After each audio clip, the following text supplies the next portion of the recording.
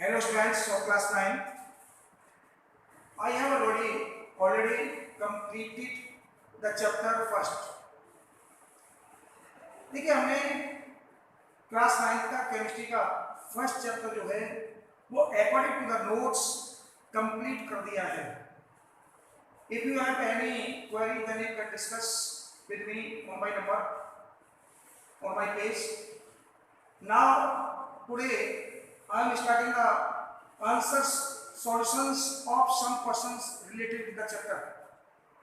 So I give you 4 questions and their solutions today in this video.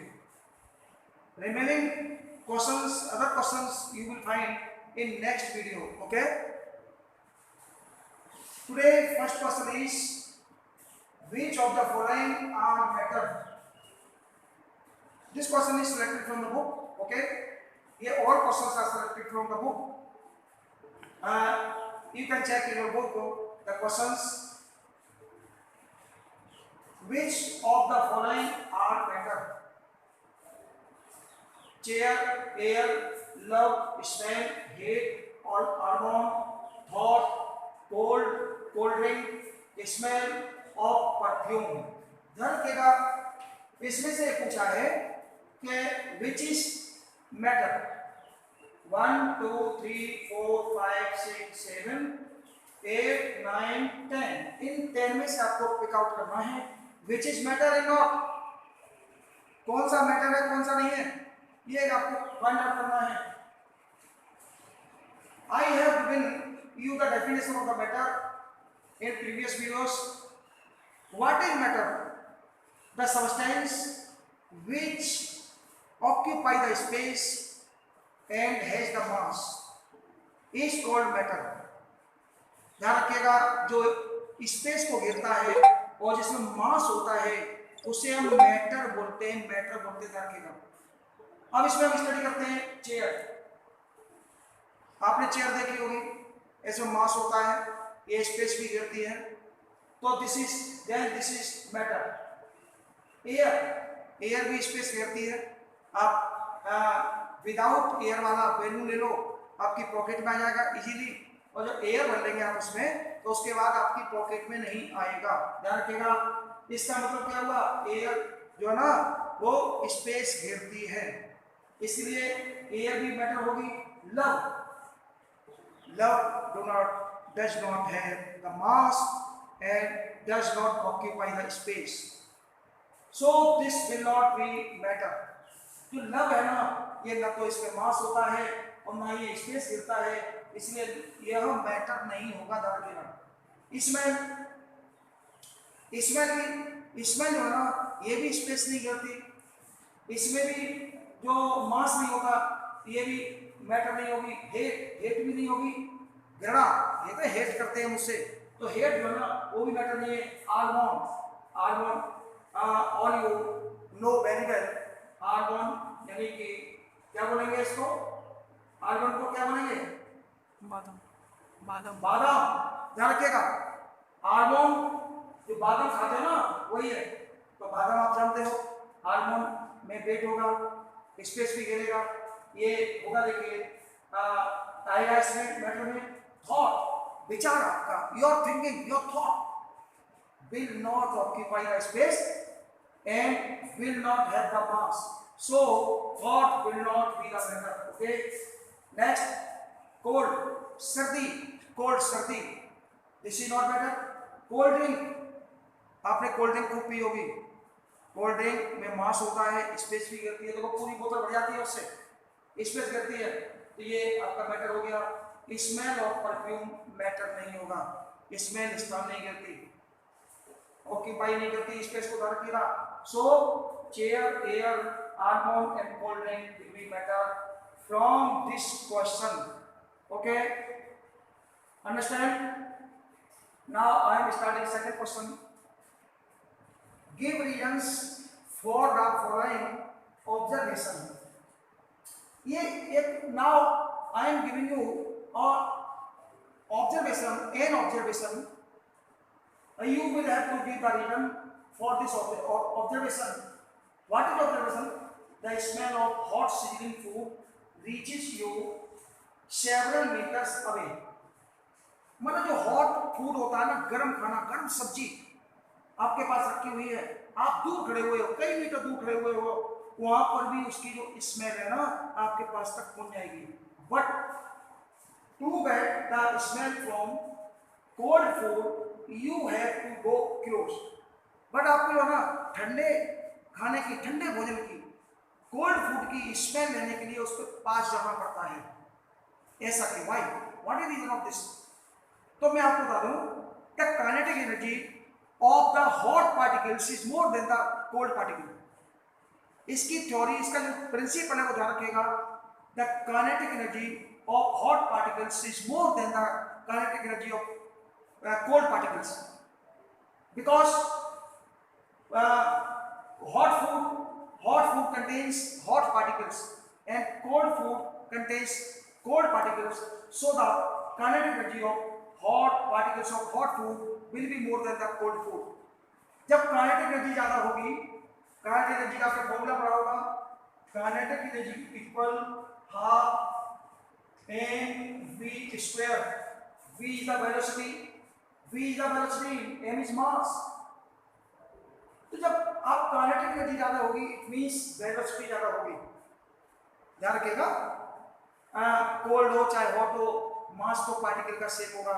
एक particle cold ले रहे हैं आप, एक पार्टिकल हॉट ले रहे हैं, तो हॉट फूड का, कोल्ड फूड का जो पार्टिकल का जो मास है वो सेम होगा, but the speed, but the velocity of the hot particle will be more than the cold particle. जब इसकी वेलोसिटी ज्यादा होगी हॉट पार्टिकल की, तो वो ज्यादा दूर तक चले जाएंगे। इसीलिए आपको इसकी स्मेल है ना हॉट फूड की, वो दूर तक सुनाई, दूर तक आपको महसूस होती है।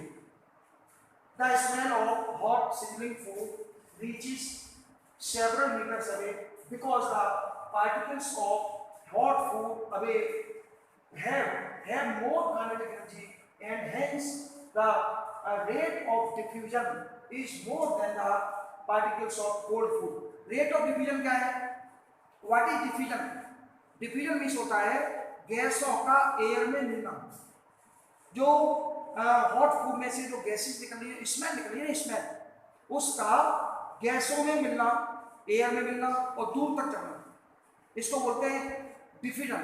रेट ऑफ डिफ्यूजन यानी डिफ्यूजन की किसमें रेट ज्यादा है, किसमें तेज हो रहा है। तो हॉट फूड में रेट ऑफ डिफ्यूजन ज्यादा होगा तो दूर तक वो गैसें, दूर तक वो स्मेल चली जाएगी, ध्यान रखिएगा।